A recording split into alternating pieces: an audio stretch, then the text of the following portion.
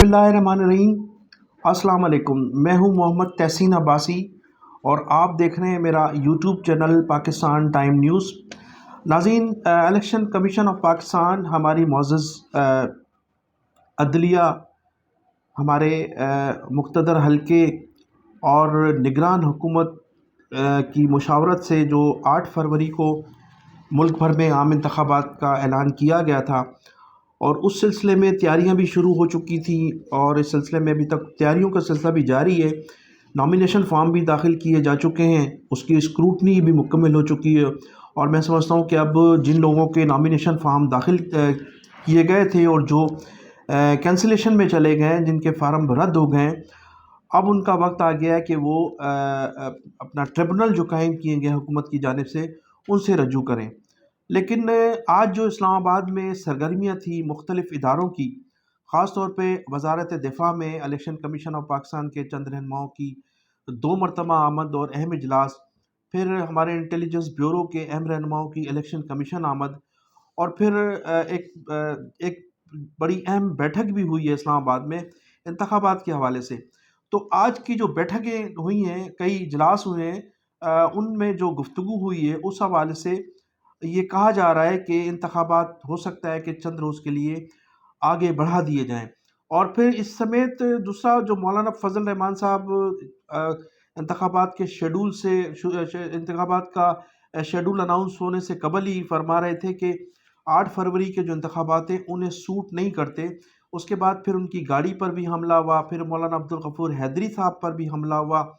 اور مولانا عبدالغفور حیدری صاحب نے ایک ہمارے اداروں کو، وزیر اعظم کو، عدلیہ کو، الیکشن کمیشن آف پاکستان کو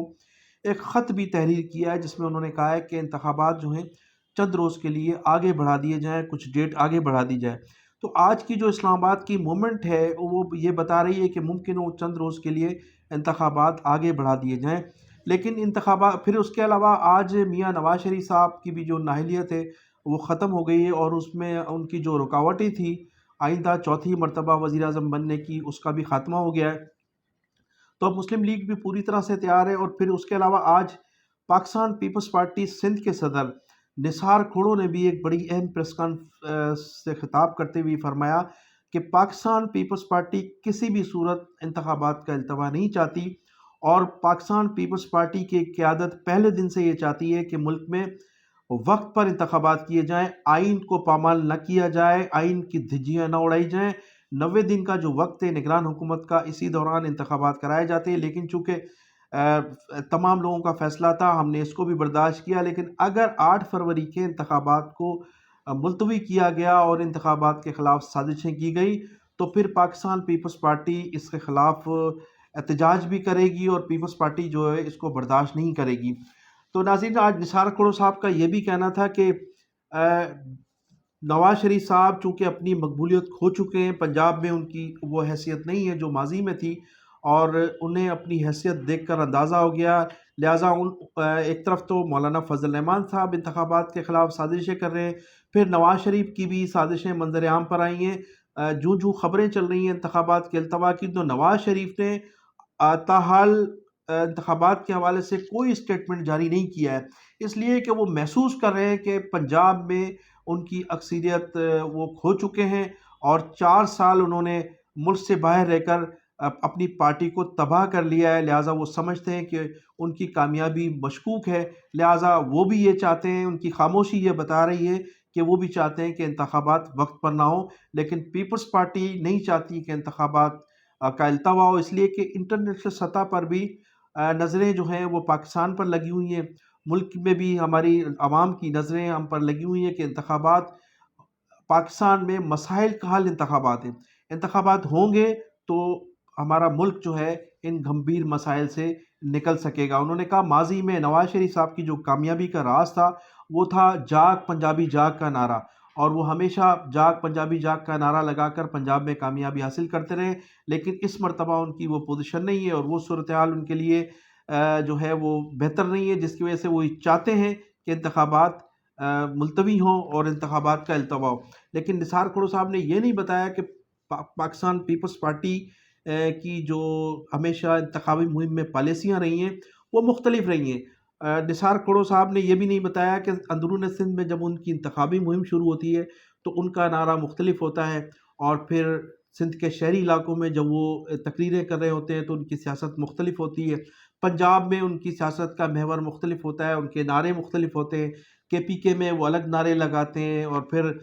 بلوچستان میں ان کے نعرے الگ ہوتے ہیں۔ انہوں نے نواز شریف پر تو ضرور اٹیک کیا، اور ان کا جو اٹیک تھا وہ حقیقت پر مبنی تھا کہ وہاں انہوں نے ہمیشہ جاگ پنجابی جاگ کے نعرے سے انتخابات میں کامیابی حاصل کی۔ پاکستان پیپلز پارٹی ہمیشہ انتخابات کو جیتنے کے لیے سندھ کارڈ استعمال کرتی ہے، اور ہمیشہ سندھ کارڈ پر وہ انتخابات میں کامیابی حاصل کرتی ہے۔ وہاں لوگوں کے ساتھ جس طرح کا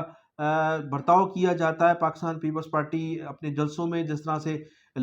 لفاظی کرتی ہے سندھ کے لوگوں کے ساتھ، وہ ان میں ان کی وہ کامیابی کا راز چھپا ہوتا ہے، اور وہ لفاظی کے ذریعے پیپلز پارٹی اپنی کامیابیاں حاصل کرتی ہے۔ تو ناظرین، اس وقت نثار کھڑو صاحب نے جو پریس کانفرنس کی ہے، وہ ان کی پارٹی کی نہ صرف ان کی بلکہ ان کی پارٹی کی پالیسی ہے، اور لامحالہ اس پریس کانفرنس کو کرتے ہوئے انہیں زرداری صاحب کی بھی تائید حاصل ہوگی، اور بلاول بھٹو زرداری صاحب کی بھی جو ہے وہ تائید حاصل ہوگی۔ لیکن آصف علی زرداری صاحب کئی مواقعوں پر یہ کہتے رہے کہ اگر انتخابات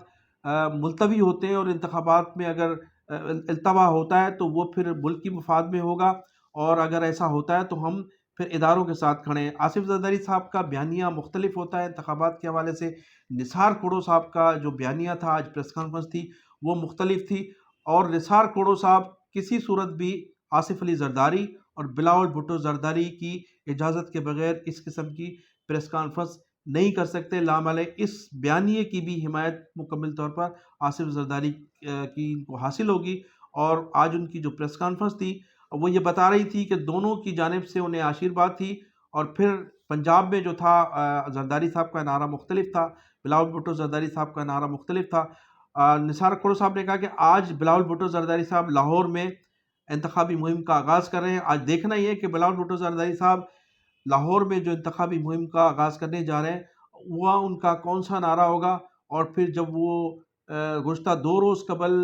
گھوٹکی میں انہوں نے جو انتخابی مہم کا آغاز کیا تھا، اس کو بھی دیکھیں، عوام دیکھیں، اور پھر اس کو بھی اس نعرے کو بھی دیکھیں، دونوں کا موازنہ کریں کہ پاکستان پیپلز پارٹی کی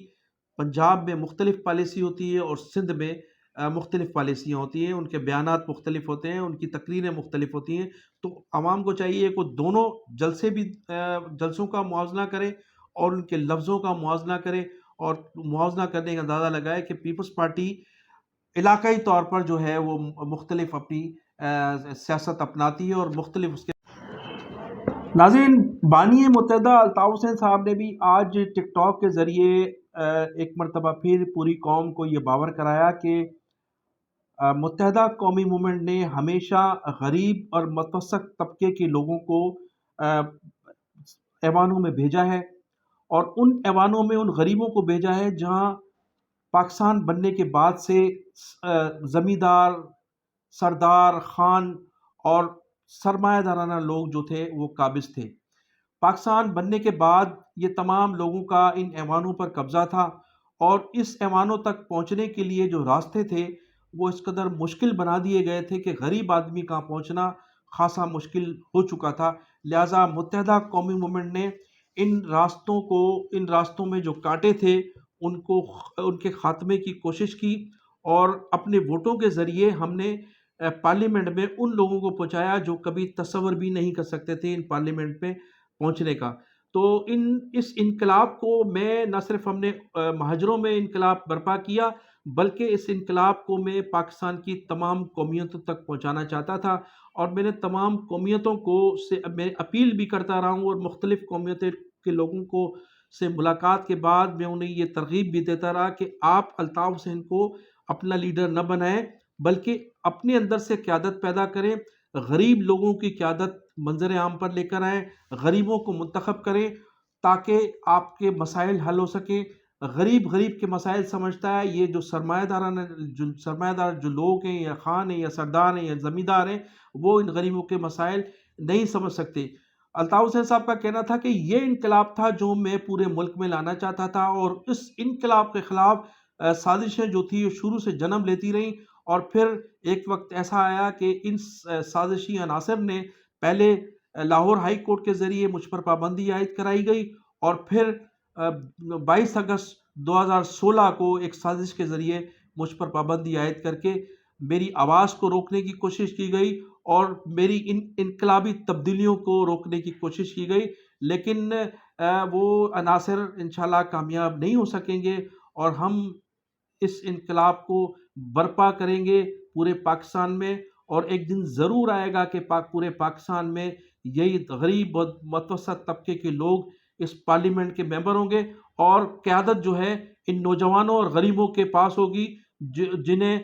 گزشتہ 50 سالوں سے یا 70 سالوں سے نظر انداز کیا جاتا رہا ہے۔ تو ناظرین، میں انہی الفاظ کے ساتھ آپ سے اجازت چاہوں گا کہ آپ میرے چینل کو سبسکرائب بھی کیجیے گا، اپنا بھی خیال رکھیے گا۔